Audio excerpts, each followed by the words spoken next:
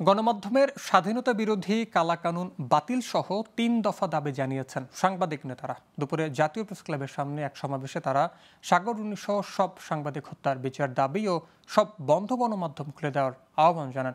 এ সময় বিএনপির vice chairman Shamsuzzaman দুদু বলেন, সাগর রুনি হত্যা বিচারের মাধ্যমেই অন্তর্বর্তীকালীন সরকারের দায় মুক্তির সময় এসেছে। বিস্তারিত আলাউদ্দিন আল আজাদের প্রতিবেদনে।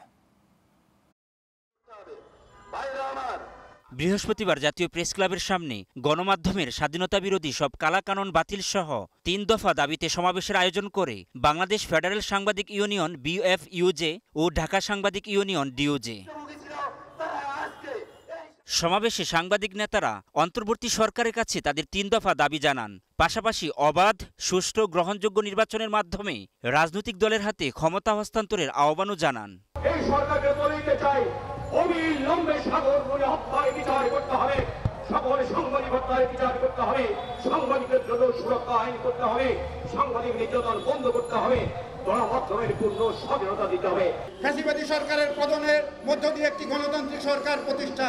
২ নম্বর দাবি ছিল সকল সাংবাদিক হত্যার বিচার এবং ৩ দফার দাবি ছিল সকল বন্ধ গণমাধ্যম খুলে দেয়া। এ সময় বিএনপির ভাইস চেয়ারম্যান শামসুজ্জামান দুদু বলেন, সাগর রুনিকে নৃশংসভাবে হত্যা করা হয়েছে, তাই এই হত্যার বিচারের মাধ্যমে অন্তর্বর্তী সরকারের দায় মুক্তির সময় এসেছে। এখন এই সরকারের দায় মুক্তির সময়। যদি তারা এই দায় কাছ থেকে নামাতে চায়, জাতির কাছ থেকে নামাতে চায়, তাহলে সাগর রুনি হত্যার বিচারে প্রাথমিক স্তর পরিষ্কার করতে হবে। এদিকে আলাদা অনুষ্ঠানে যারা কৃষক শ্রমিক মেহনতি মানুষের 18 থেকে 20 লাখ কোটি টাকা লুপাট ও গণহত্যা চালিয়েছে, তারা ভারতে থাকতে পারে না।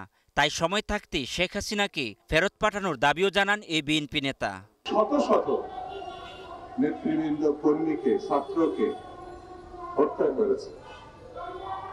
ভারতে থাকা তার কোনো রাইট নেই, অধিকার নেই। আমরা আমাদের বন্ধু দেশের সরকার প্রধানকে বিশেষভাবে বলব, সময় থাকতে তাকে ফেরত পাঠান। আলাউদ্দিন আল আজাদ, গ্লোবাল টেলিভিশন, ঢাকা।